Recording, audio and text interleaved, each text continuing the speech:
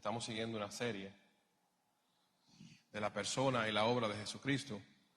Y hoy, como lo publicamos en las redes, vamos a estar mirando el nombre de Emmanuel, el nombre que le da la Biblia al Señor, el nombre de Emmanuel. Pero antes de entrar a nuestra reflexión del día de hoy, yo quiero que ustedes me acompañen a orar por esta parte de la exposición de la palabra, pero también por varias personas que están fuera, que están viajando, algunas familias que están en diferentes lugares, en República Dominicana, en Nueva York, en el área de Maine, o sea que para que también el Señor los guarde y los regrese con bien aquí a sus casas. Acompáñenme a orar. Señor, te damos las gracias una vez más en este momento. Gracias, mi Dios, porque nos has concedido una vez más reunirnos en tu nombre para poder alabarte, bendecirte, reflexionar en tu santa palabra y para poder juntos, Señor, decirte cuánto te amamos. Ahora te suplicamos, mi Dios, que nos dirija en esta tu palabra que vamos a reflexionar en ella, para que podamos, Señor, ser guiados por tu Santo Espíritu y también recibir de ella, retener en nuestra mente y corazones lo que tú quieres que se quede con nosotros. Tú sabes la necesidad de cada mente y corazón que está aquí presente, de cada mente y corazón que escuchará esta predicación a través de las redes sociales. Así es que te suplicamos por tu misericordia que nos guíes para la gloria de tu nombre y bendición de cada uno de nosotros. Esta oración la presentamos por Jesucristo, tu Hijo amado y Señor nuestro. Amén.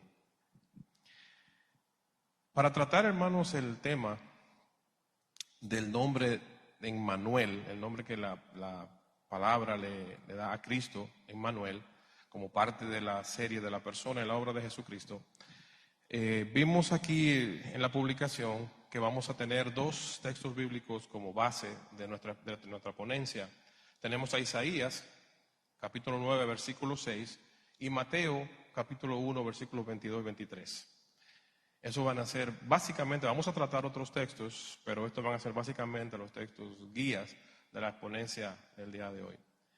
Cuando comenzamos esta serie, quiero refrescar un poquito la memoria, hablábamos de la importancia de nosotros conocer la obra y la persona de Jesucristo. Porque cuando estamos reflexionando en la Biblia, cuando estamos meditando en la Escritura, tenemos que pensar de qué nos sirve, de qué me sirve ese conocimiento, por qué es necesario. Y decíamos en el principio que meditar en lo que es la persona y la obra de nuestro Señor Jesucristo nos va a nosotros a mantener enfocados, porque toda la Biblia, todo el mensaje de la Biblia se refiere a Cristo. Todo el mensaje de la Biblia se refiere a Cristo. Entonces nosotros con eso en mente abordamos este tipo de temas. Lo que quiere decir que cada vez que yo hablo mi Biblia, no importa que sea en el Antiguo Testamento, en el Génesis, no importa que sea en el Apocalipsis, que sea uno de los Evangelios, que sea una carta, todo es referente a Cristo y a su obra redentora. A que Cristo pagó la culpa del pecado por nosotros para reconciliarnos con Dios. Parte de todo este mensaje es estos títulos que le da la Biblia a Cristo, y dentro de ello está el nombre de Emmanuel, que significa Dios con nosotros. El tema de Emmanuel como nombre de Cristo es un tema que regularmente se predica en las Navidades. En las Navidades, cuando mayormente usted oye hablar de Emmanuel, del tema de Dios con nosotros, para recordar la presencia de Dios en la persona de Jesucristo en medio de su pueblo. Pero no es exclusivo de la Navidad, porque Dios está presente en medio de su pueblo, no solamente en la celebración de la Navidad, sino todo el tiempo. Entonces, hay promesa de Dios desde el principio, en el Antiguo Testamento, de que venía ese Mesías, de que venía cuando pasó lo que pasó en el Edén con Adán y Eva. Dios hace una promesa de restaurar la relación del hombre con Dios. Y en esa restauración del hombre con Dios hay un método, hay un canal, hay una vía, y esa vía se llama Jesucristo. Pero no solamente fue una vía para poder eliminar el pecado simplemente, sino para limpiar el pecado, reconciliar la relación del hombre con Dios y que la persona de Cristo permaneciera y permanezca en medio del pueblo.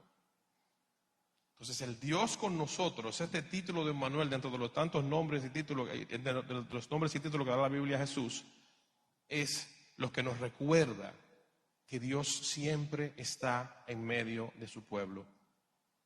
En el Antiguo Testamento podemos ver esa promesa en el libro de Isaías, por eso tenemos ahí en la porción de Isaías capítulo 9.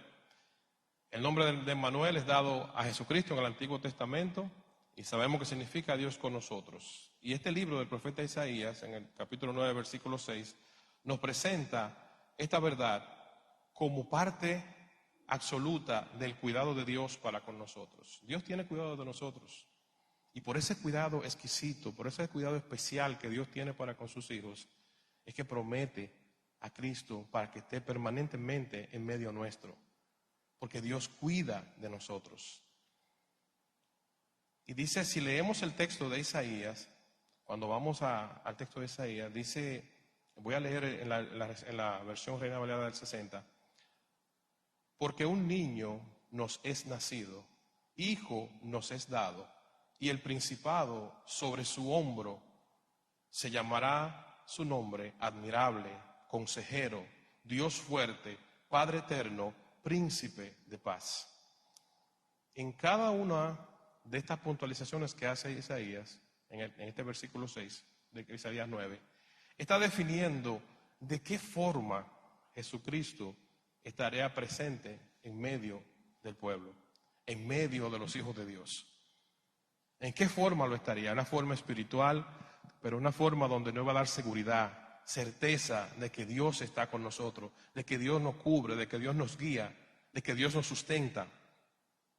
Entonces, de que Dios nos está en medio de nosotros para que podamos tener una relación íntima con Dios a través de Él. Porque Dios es un Dios santo, 3 veces santo, y es el Dios que nos da la paz a través de Jesucristo. Y nos da la paz como Él solamente la puede dar, porque es una paz que sobrepasa todo entendimiento humano. El mundo que vivimos es un mundo muy erosionado, es un mundo de muchas dificultades. Ahora mismo cada uno de ustedes se pone a analizar su vida privada y dice, wow, tengo problemas, cada quien de diferentes formas, tengo problemas con uno de mis hijos, tengo problemas con mi suegra, tengo problemas de salud, tengo problemas económicos, tengo cada situación que me afecta a mi vida. Tengo problemas con mi asunto de mi vida de profesión de fe en algunas áreas. Cada persona tiene diferentes tipos de dificultades que le afectan su vida. Y en cada una de esas dificultades, Dios ha prometido estar con nosotros a través de Jesucristo. Y ese Emmanuel, ese Dios con nosotros, es esa promesa cumplida para cada uno de los hijos de Dios. Y debemos recordar siempre que no importa la etapa que estemos viviendo de la vida, la circunstancia que estemos viviendo de la vida, Dios siempre va a estar con nosotros. Más allá de la práctica religiosa, más allá de los rituales, los hábitos que hacemos como creyente, está mi relación con Dios. Está mi relación genuina y verdadera con Dios. El Dios que me dio la paz, el Dios que me sostiene sobre sus brazos, el Dios que me guía a toda verdad, el Dios en el cual está puesta mi mirada, no importando en la circunstancia que me encuentre. Cuando vamos a la Biblia y vemos esta realidad, tenemos que recordarnos que Dios es fiel y Dios es real. Este mismo texto de Isaías, ustedes se han fijado que en las últimas 2 o 3 semanas he estado haciendo un paralelo entre las versiones de Biblia, tanto de la Reina Valera o la Biblia de las Américas, como de la Nueva Traducción Viviente, porque tiene un lenguaje sumamente sencillo y hasta ahora es una traducción bastante fiel, hasta donde se conoce. Y por eso me han visto haciendo algunos paralelos entre una versión de Biblia y otra, para traer a aquellas personas que quizás no tienen tanto conocimiento y profundidad en la Biblia todavía, para que puedan entender mejor qué es lo que el texto bíblico quiere decir. La Nueva Traducción Viviente dice así de esta manera, el mismo versículo de Isaías 9:6. pues nos ha nacido un niño, un hijo se nos ha dado. El gobierno descansará sobre sus hombros y será llamado Consejero Maravilloso, Dios Poderoso, Padre Eterno, Príncipe de Paz. Es bueno nosotros hacer este alto en el libro de Isaías y ver que fue algo prometido por Dios y de qué manera Dios lo prometió. ¿De qué manera Dios lo prometió? Dios prometió a su Hijo Jesucristo para liberarnos como un consejero maravilloso. Cuando nosotros necesitamos guianza en cosas, en decisiones que tenemos que tomar, en cosas que tenemos que reflexionar en ellas, podemos ir a Cristo, podemos ir a Dios a través de su palabra y con la asistencia del Espíritu Santo. Vamos a Dios y encontramos ese consejo sabio de parte de Él, porque Él es nuestro consejero. Él nos guía a donde nos... Miren, muchas veces nosotros podemos estar rompiéndonos la cabeza, aún los creyentes maduros, pensando en cómo vamos a resolver ciertas situaciones o cómo vamos a confrontar ciertas situaciones. Pero la Biblia trae respuesta a todas ellas. Muchas veces nos pasa que no tenemos la paciencia para esperar. Muchas veces también escuchamos las voces que no debemos escuchar. Y otras veces, peor aún, nos pasa que no tenemos interacción con la palabra de Dios. No tenemos interacción con Dios en oración. Entonces, como no tenemos esa vida de comunión, obviamente no tenemos la dirección de Dios para nosotros caminar por el camino que Dios quiere que caminemos. Entonces, Dios está presente en medio nuestro, pero esa presencia de Dios en medio nuestro requiere que yo también esté presente con Dios en mi vida de comunión. No un Dios que yo me haya diseñado en mi cabeza, no un Dios que yo me haya acomodado a lo que yo quiero o lo que me acomoda a mí para vivir la vida de la manera que yo la entiendo. Es el Dios que es prometido aquí en el libro de Isaías y que es revelado y cumplida la promesa en el Nuevo Testamento, ya en este caso en los Evangelios.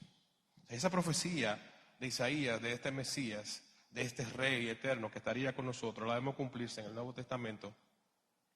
Y vamos a verlo aquí, en esta porción de Mateo, que es la segunda porción que nosotros estamos abordando hoy. Mateo capítulo 1, versículos 22 y 23. Cuando leemos a Mateo, hablando del nacimiento de Cristo, vemos que dice en Mateo una afirmación, que hace una afirmación. Y esta afirmación citando lo que ya estaba escrito en la profecía. Y podemos observar que menciona dos nombres. Si vemos en Mateo, vamos a leer versículos 21 en adelante. Comienza diciendo el 21, y llamará su nombre Jesús. Hoy estamos viendo el nombre de Emmanuel, Dios con nosotros. Pero el mismo texto que cita el nombre de Emmanuel también me dice que el niño, Jesús, al nacer, ese era el nombre asignado. Decíamos la semana pasada, recordábamos que cada nombre en la Biblia tiene un significado.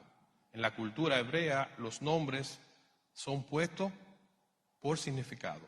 Muchas veces nosotros escogemos el nombre para un niño cuando nace porque es el nombre del papá, el nombre de la mamá o de una tía, de un abuelo muy querido, o un nombre que nos gustó.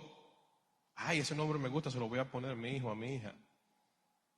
Pero en la Biblia, cuando vemos los nombres tienen significado. Y cuando vemos aquí que en Mateo capítulo 1, versículo 21, menciona, dentro de los dos nombres que menciona para el Señor, dice que le llamará su nombre Jesús. ¿Y este Jesús por qué? ¿Qué significa esto? Porque Él salvará a su pueblo de sus pecados. O sea que el Dios habitar en medio nuestro, para que Dios sea Emmanuel en nuestra vida, primero tiene que ser Jesús. Para que Dios habite en la vida nuestra como Emmanuel, primero tiene que haber habitado en la vida nuestra como Jesús.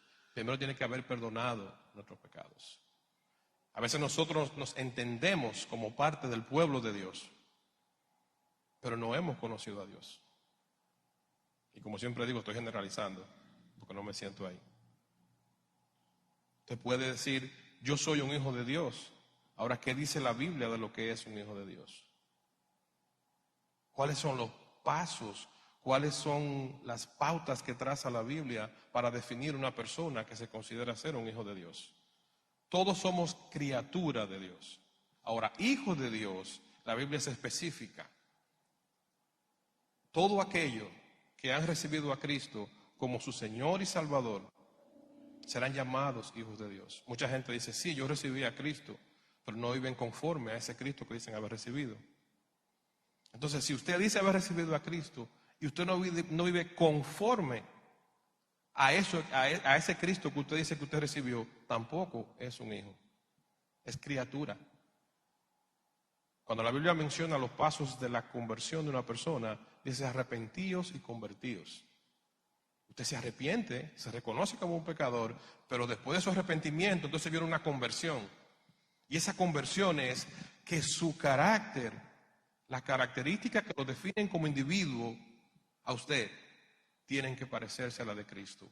No simplemente por cumplir una regla, no simplemente como un acto de obediencia, sino como un acto de amor y de entrega voluntaria. Porque yo me quiero parecer a Cristo, porque yo quiero imitar al Señor, porque yo lucho cada día por serle fiel a Él. Yo lucho conmigo mismo por serle fiel a Él. O sea, no es simplemente que me voy a someter a una serie de reglas para estar bien y para que Dios no me castigue. Es un acto voluntario y es un acto de amor. Y vuelvo, hermanos y amigos, y recalco lo que decía el otro día. Hablamos mucho del amor de Dios para con nosotros, pero ¿cuánto se habla del amor de nosotros para con Dios?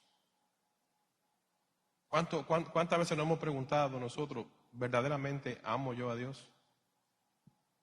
¿Cuánto amo a Dios? ¿O simplemente veo al Dios que me favorece en mis necesidades? Eso es tan fuerte, las convicciones son tan fuertes que muchas personas que tienen vida constante en la iglesia, usted lo escucha hablar de la oración. Y su planteamiento cuando hablan de la oración y cuando hablan de su vida de comunión con Dios, o lo que entienden como su vida de comunión con Dios, es decir, que van a Dios en oración y en 5 minutos le piden lo que le van a pedir. O sea, solamente van a pedirle. Su relación con Dios es para pedirle solamente. Y eso nosotros tenemos que pedirle a Dios, que nos dé el discernimiento, que nos ayude para nosotros redefinir cada día cuál es nuestra situación real con el Señor. ¿Amo yo a Dios? ¿Realmente quiero yo tener una vida de comunión con Dios? ¿O simplemente sigo a un ser que se llama Dios, que se le conoce como Dios, que me hace favores y que me siento cubierto y que me siento protegido y que me siento provisto por Él porque me provee cosas? ¿O realmente yo tengo una relación donde no importa cuál sea mi circunstancia, yo confío en que Dios es mi Dios y que cualquiera que sea mi circunstancia, yo estoy bien porque Él es mi Dios? Y ahí es donde muchas personas inclusive entran en lo que se conoce como crisis de fe. Que después de estar un tiempo en el Evangelio, después de estar un tiempo profesando la fe, llegan a circunstancias de sus vidas o llegan a análisis literarios, a análisis intelectuales, donde comienzan a cuestionar lo que han creído, comienzan a cuestionar su fe. Pueden entrar en las famosas crisis de fe que viven muchas personas, que no saben si realmente creyeron o no creyeron, o no saben realmente dónde están parados. Si existe un Dios, si creen en ese Dios o no creen. Y eso pasa cuando nosotros realmente no hemos tenido una relación estrecha de comunión con Dios y no hemos aprendido a amar a Dios y no hemos aprendido a acercarnos a Dios por quien Él es, no por lo que me da ni por el beneficio que recibo, sino porque amo a Dios, porque reconozco mi condición Y más que la provisión material, yo quiero una relación con Dios. Porque entiendo el estado temporal y el estado eterno de mi vida. El estado temporal que tengo aquí en la tierra y el estado eterno que tendré cuando muera. Sí, son de esas cosas puntuales que el individuo, el cristiano, tiene que pensar y meditar si realmente usted está claro en esos puntos de su vida, como un hijo de Dios que usted dice ser y se reconoce. O sea que el nombre de Jesús, que es el primer nombre que menciona Mateo 1, aquí en el versículo 21, el nombre de Jesús como nuestro Salvador, es un nombre que tenemos que alabarlo siempre porque nos salvó, porque nos limpió de una vida pecaminosa y nos reconcilió con Dios. Antes de nosotros reconocer a Jesús en nuestras vidas como nuestro Salvador, como la necesidad que tiene todo ser humano, yo tengo que reconocer que quién soy un pecador, cuál es mi condición. Cuando yo reconozco esa condición, entonces entiendo que Dios, en su amor y misericordia, dio provisión para mi pecado, para que yo pueda entrar en comunión con Él, para que yo pueda acercarme a Dios, para que yo pueda orar a Dios con libertad y que ser escuchado por Dios. Esa provisión que Dios da se llama Jesucristo, como mi Salvador personal. Y ese Salvador personal no se queda en la salvación, sino que el plan continuo y constante de Dios en el cuidado para con los suyos, entonces viene Emmanuel. Si seguimos leyendo en el texto de Mateo 1, el 22, versículo 22, dice: todo esto aconteció para que se cumpliese lo dicho por el Señor por medio del profeta cuando dijo: he aquí, o sea, refiriéndose a Isaías, profeta mesiánico. 23, he aquí, una virgen concebirá y dará a luz un hijo, y llamará su nombre Emmanuel, que traducido es Dios con nosotros. Y Dios con nosotros, si miramos aquí el capítulo 1 de Mateo, cuando comienza en su versículo 1, comienza hablando de la descendencia de Cristo, la genealogía de Cristo, los familiares, los antepasados de Jesucristo. Y comienza diciendo la genealogía de Jesucristo, hijo de David, hijo de Abraham, y comienza a hablar de todos sus antepasados. Y usted dirá: ¿y qué? ¿Y Mateo por qué incluye todo esto? Cada uno de los evangelistas, cada uno de los 4 evangelios en la Biblia, tiene un enfoque. Los 4 hablan de la vida de Jesús, los 4 hablan del ministerio de Jesús, pero cada uno de ellos tiene un enfoque. En el caso de Mateo, Mateo se enfoca mucho en detalles, en este tipo de detalles. Y la genealogía, la descendencia de Jesús, él hace un énfasis aquí.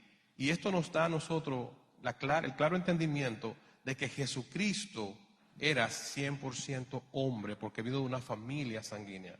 Y como 100% hombre que era, puede entender, vivió y padeció en la carne lo que usted y yo padecimos. Necesidades físicas, tentaciones. O sea, el Señor no es ajeno a ninguna de nuestras necesidades. A ese punto llega Dios en su amor por nosotros, en ese cuidado para con nosotros. Nosotros no podemos decir Dios es Dios y en su soberanía Dios está en el cielo y Dios no sabe lo que significa estar aquí en la tierra. No, Dios se hizo hombre y en su condición de hombre padeció lo que usted y yo padecemos. Y en su condición de hombre conoce. Fíjese cómo en su momento de crucifixión, en un momento exclamó: tengo sed. En un momento exclamó tristeza. Previo a la cruz, sufrió intensa ansiedad, que dice que su sudor fue como gotas de sangre. O sea, él se vio un momento de tensión tan elevada que dicen los científicos, los médicos, que esto sucede cuando la gente experimenta un nivel de presión, de ansiedad muy fuerte, que el sudor salió como si fueran gotas de sangre. Ante la muerte de Lázaro, el Señor lloró. Sintió dolor, sintió tristeza por la muerte de su amigo. O sea, Dios conoce. Cualquiera que sea la circunstancia que nosotros vivimos, Dios la conoce. Jesucristo la padeció en su carne. Él sabe. La diferencia del Señor, obviamente, todos lo sabemos, fue que el Señor no pecó. Pero en su condición de hombre, el Señor sabe, conoce nuestros padecimientos. Y cuando está con nosotros, no está con nosotros solamente en una condición de Dios que está allá en un lugar celestial. Está así, está en su condición de Dios, pero conociendo perfectamente de qué tenemos nosotros necesidad. ¿Saben, mis hermanos, que nosotros cuando evaluamos la Biblia, evaluamos lo que dice el texto de Mateo y la promesa de Isaías, podemos ver el cuidado de Dios para con nosotros y cómo este Emmanuel, este Dios con nosotros, debemos nosotros todos los días darle las gracias al Padre porque Dios está en medio nuestro, porque Dios conoce nuestras necesidades. Comprender el valor por qué Dios previamente ya había anunciado que eso iba a pasar de esa manera. ¿Qué valor tiene eso? ¿Por qué tanto protocolo? ¿Por qué esta estructura? ¿Por qué la Biblia hace una estructura de esta manera? Comprender eso nos ayuda a nosotros para definir en nuestra mente quién es Dios. Un Dios perfecto, un Dios de orden, un Dios que su esencia es el amor. Y en esa esencia de amor sabía que nosotros íbamos a fallar, obviamente, en la persona de nuestros antepasados, Adán y Eva. Pero planificó un plan para que nosotros pudiéramos ser levantados y rescatados de esa perdición. Y ese plan se llama Jesucristo. Y ese Jesucristo sigue en medio nuestro. Jesucristo, que no solamente vino y tuvo un ministerio terrenal, sino que desde antes de la fundación del mundo estuvo presente en la creación. Estuvo presente en la creación de todo lo que existe. Y como creador hay un derecho que le pertenece. Como creador de usted, de mí, de todo lo que existe en el mundo, hay un derecho que le pertenece. Y sobre ese derecho es que Dios hace lo que hace. Sobre ese derecho es que Jesucristo es nuestro Señor. Miren, nosotros hay muchas malas concepciones dentro de la iglesia, donde nosotros por el desconocimiento o por haber sido mal instruidos, caemos en muchos errores. El desconocimiento y la mala instrucción es algo que nos lleva a nosotros al fracaso o nos mantiene a nosotros en un desenfoque de nuestras vidas. Ahora, conocer, analizar con profundidad, anhelar conocer, que es otra cosa, no solamente sino que yo anhelo, yo quiero, yo deseo conocer más, profundizar más, entender más. ¿Por qué? Porque quiero conocer a Dios más de cerca, porque quiero intimar más con Dios, porque quiero acercarme a Dios y tengo la provisión para hacerlo. Dios tiene compasión de nosotros como seres humanos. Cuando nosotros analizamos quién es Dios y quiénes somos nosotros, podemos valorar más lo que Dios hace y seguirá haciendo. Cuando nosotros analizamos que Dios es espíritu, podemos entender que en este capítulo 1 de Mateo, como decía hace un momento, inicia con la genealogía, la historia biográfica de Jesús, de sus antepasados, para dar una clara evidencia de su humanidad, de su parte humana. La naturaleza humana con la cual se podía cumplir el plan de Dios de limpiar nuestro pecado.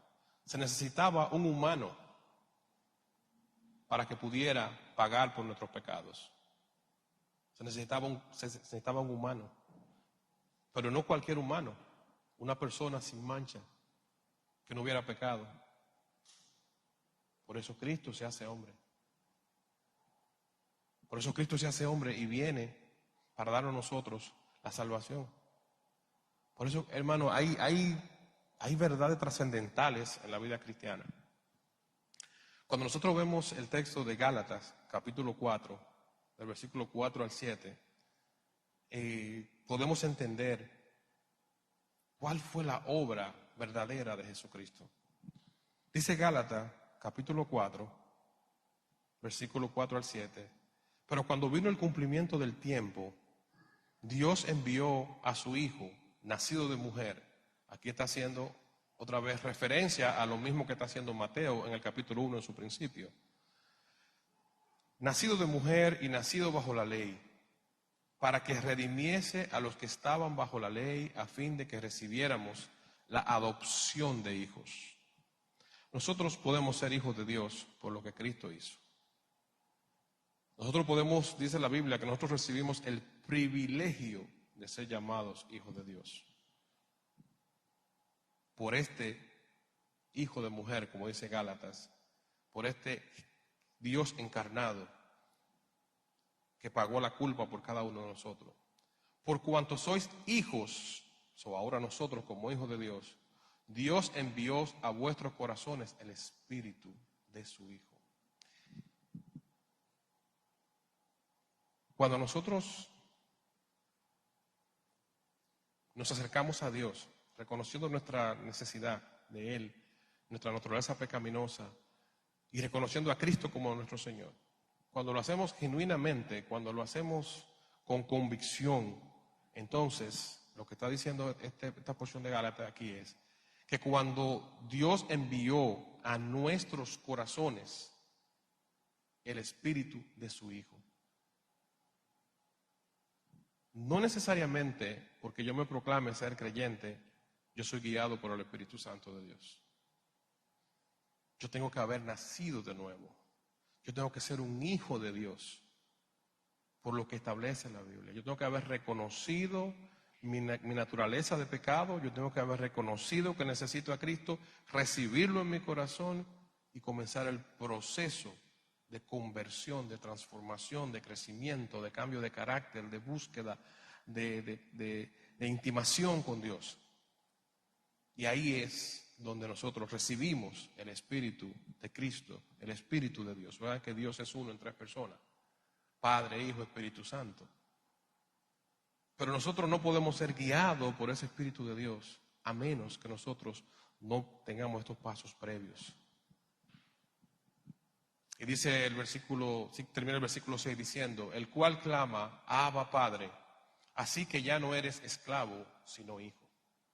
Nosotros proclamamos tener muchas veces una vida de hijo y vivimos como esclavos. Decimos ser hijos de Dios, profesamos ser hijos de Dios, pero nuestra vida la vivimos como esclavos, atados a cosas, a circunstancias, a pensamientos, a vicios, a adicciones, a pecados.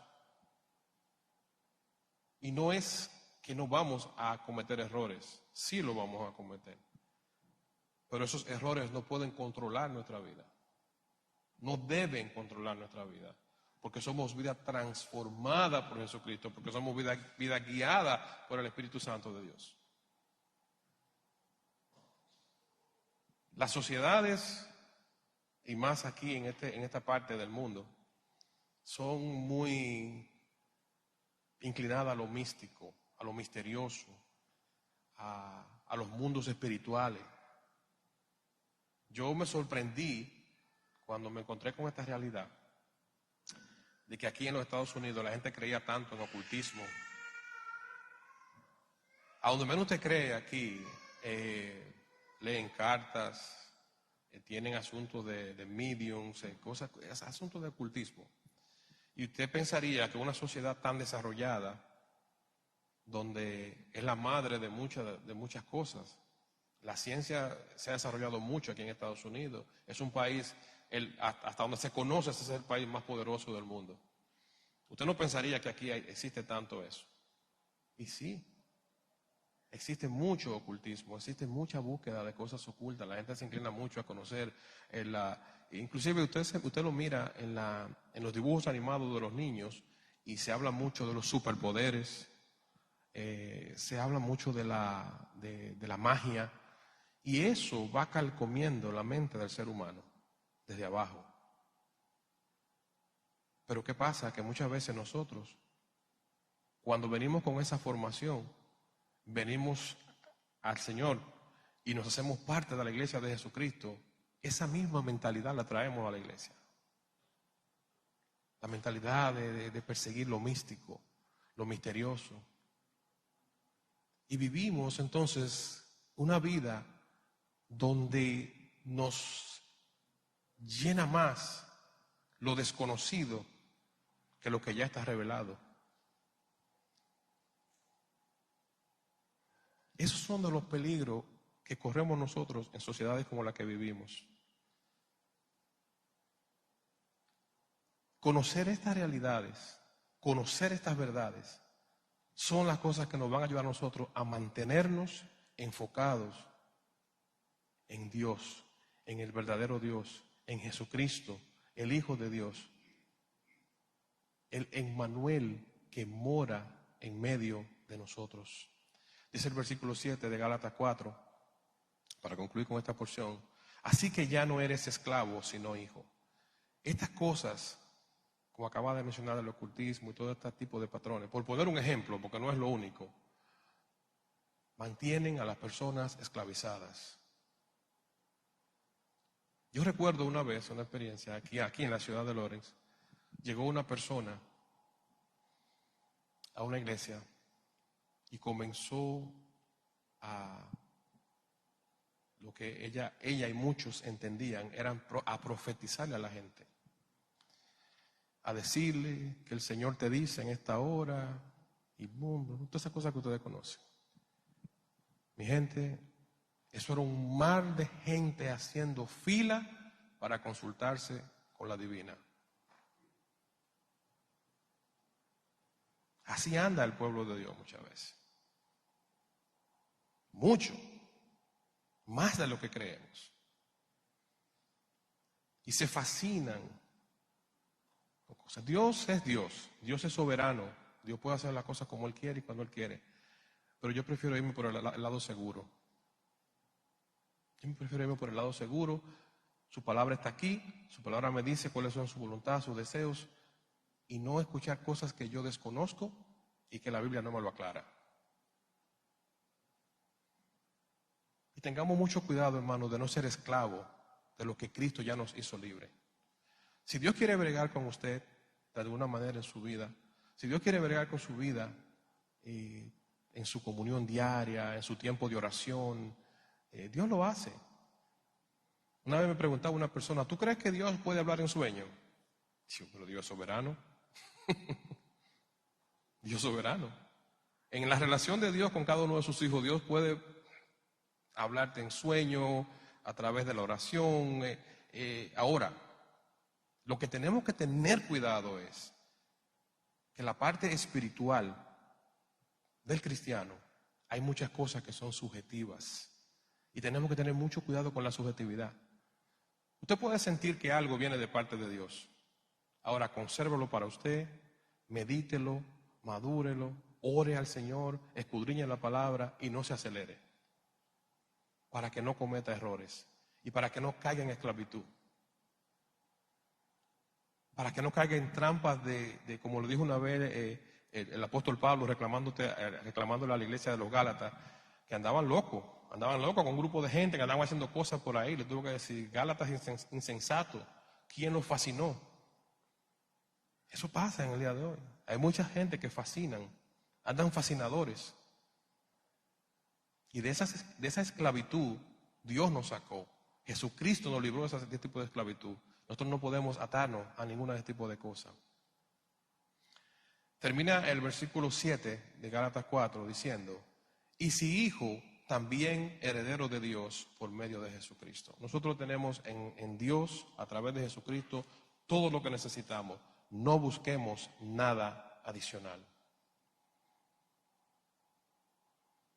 El texto de Mateo, ya lo leímos, cuando nos habla de Dios con nosotros, y tenemos que analizar algo cuando leemos este texto de Mateo capítulo 1, en los versículos 21 al 23. Emmanuel vino porque nosotros lo necesitábamos. Necesitábamos un Salvador en medio nuestro, que pudiera hacer lo que nosotros no podíamos hacer, que pudiera ir a una cruz y morir como ninguno de nosotros tenemos la capacidad. Y esto, hermanos, debemos siempre recordarlo, que Cristo hizo por nosotros lo que usted y yo no podíamos hacer por nosotros mismos. Recordarlo, agradecerlo, darle gracias a Dios por Jesucristo, vivir cada día en agradecimiento del sacrificio de la cruz, porque Dios proveyó una salvación para nosotros. porque es un tema de vida o muerte. Cuando Dios está con nosotros, cualquiera que sea la circunstancia, decíamos en su momento, cualquiera que sea lo que estemos viviendo, nosotros estamos bien. Nosotros estamos bien, no importa que estemos enfermos, no importa que estemos sin dinero, no importa que estemos en una situación difícil, si Dios es con nosotros, estamos bien. Estamos completos en Él. Hay muchas personas que muchas veces están padeciendo pérdidas de seres queridos. Se le muere un esposo, la esposa, un hijo, una madre, o se separó de alguien, o tiene una necesidad de alguien que estaba ausente en su vida. Todo esto, cuando Dios guía nuestra vida, Dios llena esos vacíos. Dios llena esos vacíos. Cuando Dios realmente está con nosotros como Emmanuel, como esa promesa de parte del Padre, Dios llena esos vacíos. Porque es Dios. Y cuando no es que nosotros no vamos a tener recuerdos, no es que nosotros no vamos a tener cosas que vamos a anhelar, pero cuando estamos, como dice la Biblia, en Cristo, estamos completos en el Señor. Estamos completos en Él. Y mantengamos esto siempre en nuestra mente y corazones. Yo quiero, hermano, concluir con un texto que está en Romanos, capítulo 8. Romanos capítulo 8 nos recuerda, a partir del versículo 31, que ninguna circunstancia aquí en la tierra nos puede separar del amor de Dios. Nada que pueda ocurrir en nuestras vidas puede separarnos del amor de Dios. Dice la Biblia en Romanos 8, comenzando en el versículo 31, y aquí voy a leer, para los que vayan a leer en otra versión, en la nueva traducción viviente, como decía hace un momento, para mejor entendimiento de muchos. Dice el 31, ¿qué podemos decir acerca de cosas tan maravillosas como esta? Si Dios está a favor de nosotros, ¿quién podrá ponerse en nuestra contra? Hace una pregunta. Si Dios no se guardó ni a su propio Hijo, sino que lo entregó por todos nosotros, ¿no nos dará también todo lo demás? ¿Quién se atreve a acusarnos a nosotros, a quienes Dios ha elegido para sí mismo? Nadie, porque Dios mismo nos puso en la relación correcta con Él. Entonces, ¿quién nos condenará? Nadie, porque Cristo Jesús murió por nosotros y resucitó por nosotros y está sentado en el lugar de honor a la derecha de Dios e intercede por nosotros. ¿Acaso hay algo que pueda separarnos del amor de Cristo? ¿Será que Él ya no nos ama si tenemos problemas o aflicciones? Si somos perseguidos o pasamos hambre o estamos en la miseria o en peligro bajo amenaza de muerte? Como dice la Escritura, por tu causa nos matan cada día, nos tratan como ovejas en el matadero. Claro que no. A pesar de todas estas cosas, nuestra victoria es absoluta por medio de Cristo, quien nos amó. Y concluye el 38 y el 39 diciendo, estoy convencido, y quiero que nos llevemos esto en nuestra mente y corazón en el día de hoy, en esta conclusión. Versículo 38 de Romanos 8.